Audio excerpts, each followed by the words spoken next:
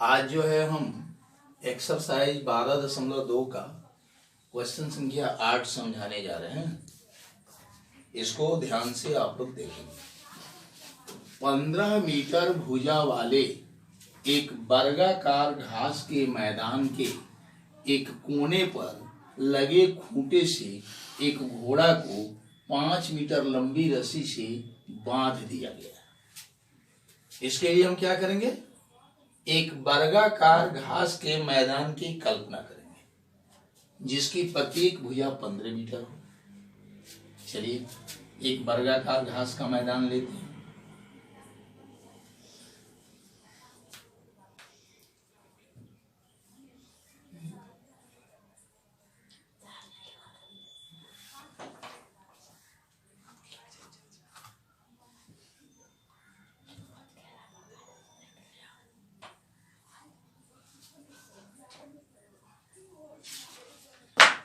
मान लीजिए कि यही वर्गाकार घास का मैदान है जिसकी प्रत्येक भुजा की लंबाई 15 मीटर है।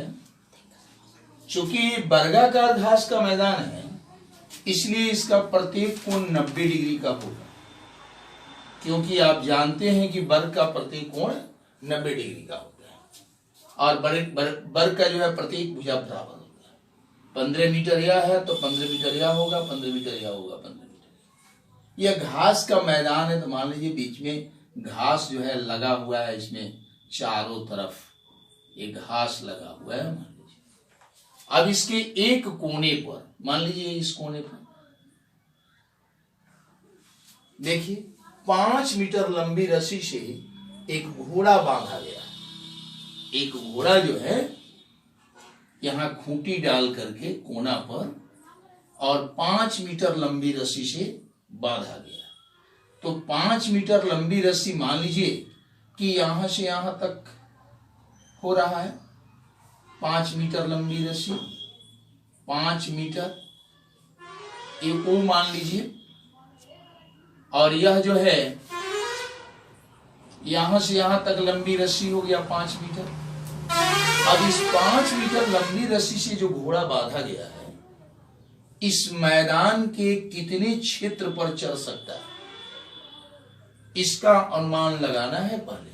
तो जितनी लंबी रस्सी होगी उतना ही दूर तक जो है घोड़ा इस मैदान में घूम घूम करके चल सकता है।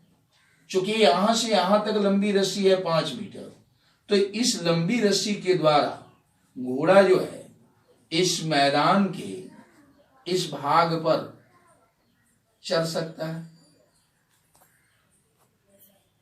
यह भाग जो जिस भाग पर वह चलेगा वह भाग को जरा देखिए तो लग रहा है कि यह एक त्रिज्या खंड है।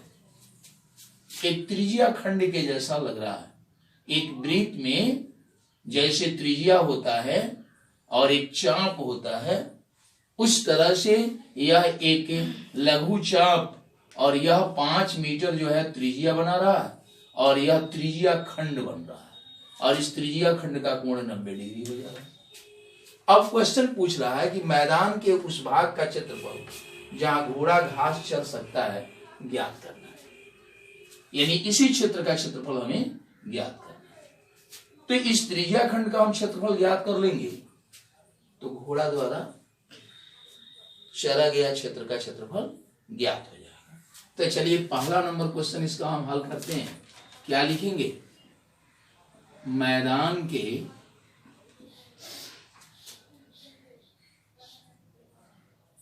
उस भाग का क्षेत्रफल, उस भाग का क्षेत्रफल जहां घोड़ा चल सकता है, जहां घोड़ा चल सकता है, चल सकता है बराबर होगा कितना के? तो त्रिज्या खंड का क्षेत्रफल, और त्रिज्या खंड के क्षेत्रफल के लिए सूत्र थीटा बटा 360 गुने पाई आर स्क्वायर। थीटा के बदले आप क्या लिखेंगे 90 डिग्री। अब बट्टा 360 ज्यों का त्यों होगा, पाई के मान 22/7 होगा, और आर के जगह पर क्या लिखिएगा 5 स्क्वायर लिखिएगा। अब जो है इसको हम इस तरह भी लिख सकते हैं 90 डिग्री बट्टा 360 डिग्री गुने 22/7 और गुने 5 गुने 5। अब इसको आप हल कर लीजिएगा और हल करके जो लाइएगा वही इसका क्षेत्रफल होगा और वही उसका आंसर हो जाएगा। इसमें कहीं से आप लोगों को दिक्कत नहीं होनी चाहिए। चलिए अब इसी में एक दूसरा नंबर क्वेश्चन है, उसको हम जरा देखते हैं। चरे जा सकने वाले क्षेत्रफल में वृद्धि यदि घोड़े को 5 मीटर लंबी रस्सी के स्थान पर 10 मीटर लंबी रस्सी से बांध दिया जाए। अब इसी घोड़ा को अगर हम 10 मीटर लंबी रस्सी से बांध देते हैं तब तो यह जाहिर सी बात है कि वह अधिक क्षेत्रफल पर चलेगा। तो पहले वाले जो क्षेत्र है उससे कितना अधिक क्षेत्रफल पर यह चलेगा, इसे हम लोगों को निकालना है। मान लीजिए कि घोड़ा इसी खूंटे से बंधा हुआ है, अब डोरी जो है उसका 10 मीटर लंबा हो गया। यह डोरी मान लीजिए यहां से यहां तक आता है, जो 10 मीटर लंबी डोरी है, 10 मीटर लंबी डोरी है। इस 10 मीटर लंबी डोरी से अगर घोड़ा को बांधा जा रहा है तो यह घोड़ा जो है, कल्पना कीजिए कि इस मैदान के कितने क्षेत्र पर वह चलेगा। तो जहां तक इसकी रस्सी पहुंचेगी उसके मुताबिक, उसी के अनुसार इस मैदान में वह चल पाएगा। यानी मान लीजिए कि इतने वाले क्षेत्रफल में वह चलेगा घोड़ा। तो पहले वाले क्षेत्र से यह ज्यादा हो रहा है। अब कितना ज्यादा हो रहा है तो उसे अब हमें निकालना है। तो जो पहले वाला क्षेत्रफल है उसको एक बड़े वाले जो त्रिज्या खंड बन रहा है इस क्षेत्रफल में से अगर हम घटा देते हैं तो कितना अधिक क्षेत्रफल पर घोड़ा चल सकेगा यह निकल जाएगा। यही आपका नाम अधिक हो रहा है क्षेत्र। यह अधिक वाला क्षेत्र कैसे निकलेगा, तो जो बड़ा त्रिज्या खंड का क्षेत्रफल होगा उसमें से छोटा त्रिज्या खंड के क्षेत्रफल को हम घटा देंगे। तो चलिए इसको हम कैसे लिखेंगे, तो लिखेंगे चले जा सकने वाले क्षेत्रफल में वृद्धि यदि घोड़े को 5 मीटर लंबी रस्सी के स्थान पर 10 मीटर लंबी रस्सी से बांध दिया जाए। तो इतना लिखने की आवश्यकता नहीं है, इसमें हम सीधे लिखेंगे चले जा सकने वाले क्षेत्रफल में वृद्धि। चले जा सकने वाले क्षेत्रफल में वृद्धि कितना के बराबर होगा, तो बड़ा त्रिज्या खंड का क्षेत्रफल, बड़ा त्रिज्या खंड का क्षेत्रफल माइनस छोटे त्रिज्या खंड का क्षेत्रफल, छोटे त्रिज्या खंड का क्षेत्रफल। यानी बड़ा त्रिज्या खंड कौन सा होगा, बड़ा त्रिज्या खंड तो 10 मीटर लंबी रस्सी के द्वारा इस मैदान में जितना भाग घोड़ा चल सकता है यही बड़ा त्रिज्या खंड होगा। और इस बड़ा त्रिज्या खंड के क्षेत्रफल के लिए सूत्र वही थीटा बटा 360 गुने पाई आर स्क्वायर, यानी थीटा के बदले वही कोण हो जाएगा 90 डिग्री का, अब बट्टा 360 डिग्री हो जाएगा। अब पाई का मान 22/7 हो जाएगा और यहाँ आर स्क्वायर यानी त्रिज्या 10 मीटर हो जाएगा, यहां से यहां तक जो 10 मीटर ये दिया गया है, यानी 10 स्क्वायर हो जाएगा। अब माइनस छोटे त्रिज्या खंड का क्षेत्रफल, तो यहां जो छोटे खंड के त्रिज्या का क्षेत्रफल निकालिएगा त्रिज्या खंड का, इसी आंसर को यहां पर आप ले आकर लिख दीजिएगा। अब उसके बाद इसको हल कर लीजिएगा, आप उसमें से इस हल को घटा लीजिएगा, घटाने पर जो आएगा वही आपका वृद्धि हो जाएगा, क्षेत्रफल में वृद्धि हो जाएगा, वही आपका आंसर हो जाएगा। चलिए इसके बाद क्वेश्चन संख्या 9 देखते हैं। देखो बच्चों, क्वेश्चन संख्या 9 को अब ध्यान देंगे हम। एक वृत्ताकार ब्रुज को चांदी के तार से बनाया जाना है।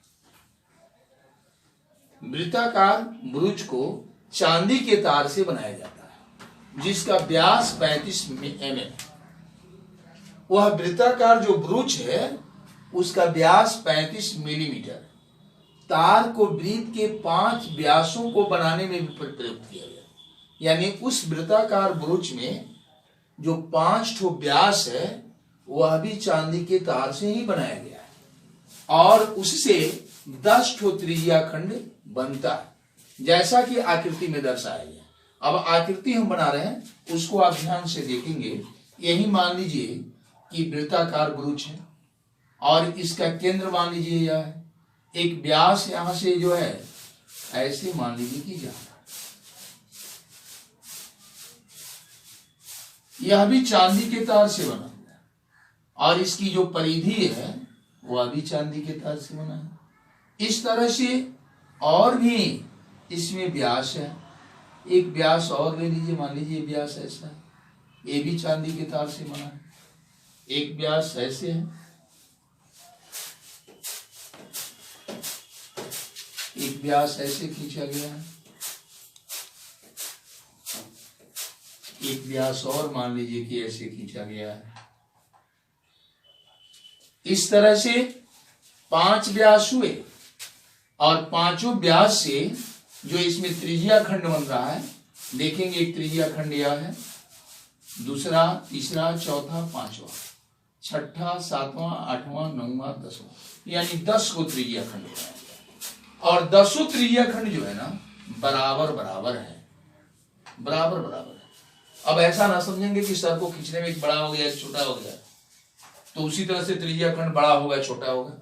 आपके किताब में भी यह आकृति दी गई है, उसमें एकदम बराबर बराबर बनाया गया है। हम तो माप करके बनाए नहीं है, मान लिए। अब देखिए, यह वृत्त के आकार का ब्रुज है जो चांदी से बनाया गया है, तो इसका परिधि भी चांदी से बनाया गया और इसके जितने व्यास हैं यानी 5 ठो व्यास, ये सभी 5 व्यास भी चांदी से ही बनाया गया है। अब इससे 10 गो त्रिज्या खंड बन रहा है और 10 त्रिज्या खंड जो है बराबर बराबर बन रहा है। तो हमें पहला क्वेश्चन का जवाब देना है, कुल वांछित चांदी के तार की लंबाई, यानी इस ब्रुज को बनाने में कितना चांदी का तार लगा है उसकी लंबाई हमें ज्ञात करना है। तो चलिए पहला का हल हम देखते हैं। कुल वांछित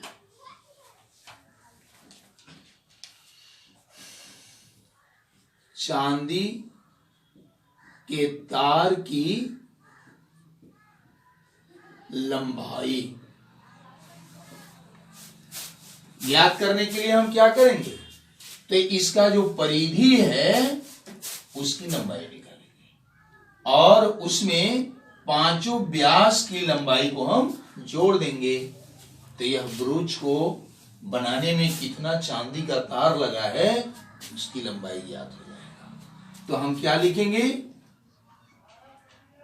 ब्रुज की परिधि अब प्लस 5 गुने 1 व्यास की लंबाई, 1 व्यास की लंबाई। अब देखिए, ब्रुज की परिधि निकालने के लिए, वृत्त के परिधि निकालने के लिए जो सूत्र लगाते हैं, चूंकि ये वृत्ताकार है इसलिए वही सूत्र लगाएंगे, यानी 2πr प्लस 5 गुणा 1 व्यास की लंबाई। तो यहां क्वेश्चन में दिया है 1 व्यास की लंबाई 35 mm है, इसलिए यहां हम 35 लिख देंगे। अब देखिए तो 2 पाई का मान 22/7 और r क्या होता है, त्रिज्या, यानी इस व्यास का हम आधा कर देंगे तो त्रिज्या निकल जाएगा। यानी व्यास कितना है तो 35, इसका बट्टा 2 कर देंगे तो त्रिज्या हो जाएगा आर का मान, और प्लस 5 गुणे 35 को हम ज्यों का त्यों होगा। अब देखिए तो इसको हल करेंगे, 7 से 35 कट जाएगा 5 वर्ग में, 2 से यह 2 कट जाएगा। अब क्या बचेगा, 22 और 5 बचेगा। इसको हम गुणा करेंगे, 5 दूना 10, 5 दूना 10 एक 11, प्लस 5 को 35 से गुणा करेंगे, 50 25, 5 15 2 17, 175। अब इसको हम जोड़ देंगे, 285 मीटर, यानी आपका हिसाब जो है निकल गया, पहला क्वेश्चन का आंसर निकल गया। यानी इस ब्रूच को बनाने में कुल 285 मीटर चांदी के तार लगे हैं। यही आपका आंसर हो जाएगा, यही आपका आंसर हो जाएगा। अब चलिए इसमें एक और दूसरा नंबर जो क्वेश्चन है उसको हम हल करते हैं। इसमें क्या दिया है, ब्रूच के प्रत्येक त्रिज्या खंड का क्षेत्रफल, यानी एक ठो त्रिज्या खंड का हम क्षेत्रफल अगर निकाल लेते हैं, मान लीजिए इस त्रिज्या खंड का हम क्षेत्रफल अगर निकाल लेते हैं तो प्रत्येक त्रिज्या खंड का क्षेत्रफल निकल जाएगा, क्योंकि प्रत्येक त्रिज्या खंड का क्षेत्रफल उतना ही होगा, सभी त्रिज्या खंड बराबर है। तो चलिए इस त्रिज्या खंड का क्षेत्रफल निकालने के लिए हमें क्या क्या मालूम होना चाहिए, तो त्रिज्या की लंबाई मालूम होना चाहिए और इस त्रिज्या खंड का कोण मालूम होना चाहिए, जो त्रिज्या खंड का कोण हमें मालूम नहीं। तो अब जरा सोचिए तो इस केंद्र पर जितने त्रिज्या खंड से कोण बने हैं उन सबों का योग कितना का होगा, 360 का होगा। और इस तरह से 10 गो त्रिज्या खंड है, तो 10 से अगर हम भाग कर देते हैं तो एक त्रिज्या खंड का कोण कितना होगा यह ज्ञात हो जाएगा। तो हम इसको लिखेंगे कैसे, लिखेंगे चूंकि एक त्रिज्या खंड का कोण, एक त्रिज्या या प्रत्येक त्रिज्या खंड लिखिए, प्रत्येक त्रिज्या खंड का कोण बराबर 360 डिग्री बट्टा 10, 0 से 0 कट गया यानी 36 डिग्री हो जाएगा। यानी एक वो कोण जो है यहां पर 36 डिग्री होगा, 36 डिग्री। और इस त्रिज्या की लंबाई कितना होगा, तो व्यास के लंबाई को आधा कर देंगे, यानी त्रिज्या आर बराबर पूरा व्यास की लंबाई कितना है 35, तो 35 बट्टा 2 कर देंगे, mm हो जाएगा, mm। अब जो है प्रत्येक त्रिज्या खंड का क्षेत्रफल आसानी से निकल जाएगा, इसलिए प्रत्येक त्रिज्या खंड का क्षेत्रफल बराबर थीटा बटा 360 गुने पाई आर स्क्वायर। अब सारी चीज यहां उपलब्ध है, थीटा की जगह पर आप 36 लिखेंगे, बट्टा 360 हो जाएगा, पाई का मान 22/7 होगा और आर की जगह पर आप 35/2 लिख करके इसे हल कर लेंगे, जो आएगा वही प्रत्येक त्रिज्या खंड का क्षेत्रफल होगा। चलिए इसी के साथ अगला क्वेश्चन हम देखते हैं। बच्चों क्वेश्चन संख्या 10 को हम समझाने जा रहे हैं। एक छतरी में 8 ताने हैं, यही छतरी है और उसके एक भाग का तना दिखाया गया है, 1 2 3 4 5 और 3 तो जो है दूसरे भाग में है जो लुप्त है, जो बराबर दूरी पर लगे हैं। आप तो छतरी देखे होंगे, उसमें कमानी होता है, उसी कमानी को ताने यहां कहा गया। और जितने कमानी होते हैं सबके बीच की दूरी लगभग बराबर होता है। तो यहां पर मान लिया गया है कि जितने ताने हैं सबके बीच की दूरी क्या है, बराबर है। छतरी को 45 मीटर त्रिज्या वाला एक सपाट वृत्त मानते हैं। अब इस छतरी को छाते से खोल करके इसको सपाट वृत्त मान लिया गया है, जैसा कि यहां चित्र में दिखाया गया। देखिए सपाट वृत्त है, मानते हुए इसकी 2 क्रमागत तानों के बीच का क्षेत्रफल ज्ञात करना है। 2 क्रमागत ताना यह मान लीजिए कि एक तना हुआ और दूसरा ताना यह हुआ। इन दोनों के बीच जो ये त्रिज्या खंड का कोण बन रहा है और ये त्रिज्या खंड बन रहा है, उसका क्षेत्रफल ज्ञात करना है। प्रत्येक त्रिज्या खंड का क्षेत्रफल उतना ही होगा जितना इसका होगा, क्योंकि ताना जो इसमें दिया गया है सब ताने की दूरी एक दूसरे के बराबर बराबर दूरी पर स्थित है। तो चलिए इस त्रिज्या खंड का क्षेत्रफल निकालने के लिए हमें क्या करना होगा। तो आप जानते हैं कि त्रिज्या खंड का क्षेत्रफल निकालने के लिए दो चीज की आवश्यकता होती है, त्रिज्या खंड का कोण और त्रिज्या की लंबाई। तो त्रिज्या यहां पर दिया हुआ है, इसलिए त्रिज्या निकालने की आवश्यकता नहीं, और त्रिज्या खंड का कोण है तो उसे हमें निकालने की जरूरत पड़ेगी। अब जरा सोचिए तो एक केंद्र बन रहा है ना, और इस केंद्र के चारों तरफ ये जितने त्रिज्या खंड है सबका अगर कोण मिला दिया जाए तो 360 डिग्री का होगा। और एक कोण कितने बन रहे हैं, तो 1 2 3 4 5 6 7 8 आठों कोण बन रहा है, और आठों कोण बराबर बन रहा है। तो 360 डिग्री में अगर 8 से हम भाग कर दें तब प्रत्येक त्रिज्या खंड का कोण निकल जाएगा। तो चलिए सबसे पहले हम त्रिज्या खंड का कोण निकालेंगे। हल करते समय लिखेंगे प्रत्येक त्रिज्या खंड का कोण यानी थीटा बराबर 360/8। अब देखिए तो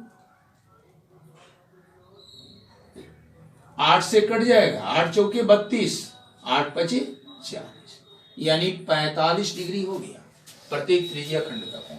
और त्रिज्या की लंबाई तो यहां पर दी गई है, तो लिखेंगे प्रत्येक त्रिज्या खंड का क्षेत्रफल या दो क्रमागत तानों के बीच का क्षेत्रफल, वही चीज हुआ। अतः दो क्रमागत तानों के बीच का क्षेत्रफल यानी θ/360 गुणे πr²।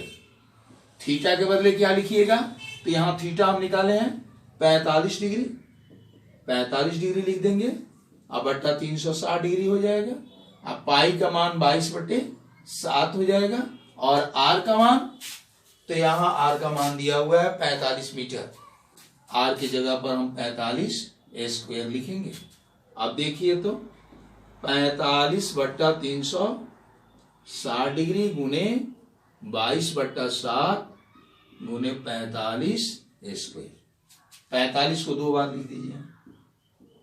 अब इसको हल कर लीजिए, इसको कटाइएगा, 9 पचे 45, 9 चौके 36, फिर 5 से कट जाएगा 8 मर्द में, 2 से इसको कटा दीजिए, 2 चौके 8, इसको कटा दीजिए, 11 मर्द में कटे। अब आपको क्या करना होगा, क्या बचा 45 45 11, इन तीनों को गुणा करके यहां लिख दीजिएगा ऊपर, और नीचे क्या बचेगा, तो 7 में 4 से गुणा कर दीजिएगा नीचे, ऊपर वाली संख्या में नीचे वाली संख्या से भाग कर दीजिएगा, जो भागफल आएगा वही दो क्रमागत तानों के बीच का क्षेत्रफल होगा। चलिए इस तरह से आपका क्वेश्चन संख्या 10 भी हल हो गया। अब एक बात आपको हम जरूर कहेंगे, 3 ठो क्वेश्चन इसमें से बना, इन तीनों क्वेश्चन का रिवीजन करना है। आगे अगर बन जाता है तो ठीक है, नहीं अगर बनेगा तो फिर हम कल परसों में समझेंगे करेंगे, बताइए करेंगे। इस क्वेश्चन के आधार पर जो उदाहरण में क्वेश्चन है उसको निश्चित तौर पर आप करेंगे, और कुछ व्हाट्सएप पर क्वेश्चन इससे मिलता जुलता हम भेज रहे हैं, उसको आप निश्चित तौर पर बनाएंगे। जब भी कोचिंग खुलेगा सबको हम देखेंगे कि आप कॉपी में बनाए हैं कि नहीं बनाए। जहां से क्वेश्चन अधूरा छोड़ा गया है, अगर उसको हल करने में कोई दिक्कत हुआ होगा तो कोचिंग खुलेगा तो उसको हम समझाएंगे। और दूसरी बात कि आप लोगों का ऐसा उम्मीद है कि जब भी स्कूल और कोचिंग खुलेगा तो आप लोगों का फर्स्ट टर्मिनल एग्जाम होगा। ये बात एकदम समझ लीजिए, क्योंकि आप जानते हैं बोर्ड का हालत ना, वो पढ़ाएगा या नहीं पढ़ाएगा, लेकिन परीक्षा तो अपना समय से लेगा। तो अगर आप तैयारी नहीं कीजिएगा तो अपने जीवन का सबसे बड़ा भूल कीजिएगा, और फिर उसका भरपाया आपसे नहीं हो पाएगा। इसलिए जितना मेहनत हम कर रहे हैं, आप उसमें से थोड़ा सा मेहनत अगर अपने घर पर कीजिएगा तो आपका रिटर्निंग बहुत अच्छा होगा और आपकी तैयारी भी बहुत अच्छी होगी। और जो शेष बचेगा, परीक्षा जब कोचिंग खुलेगा तो उस समय हम आपका टेस्ट भी लेंगे कि हमने जितना पढ़ाया उसमें से क्या आपका तैयारी है, यह हम जानना चाहेंगे। चलिए, धन्यवाद।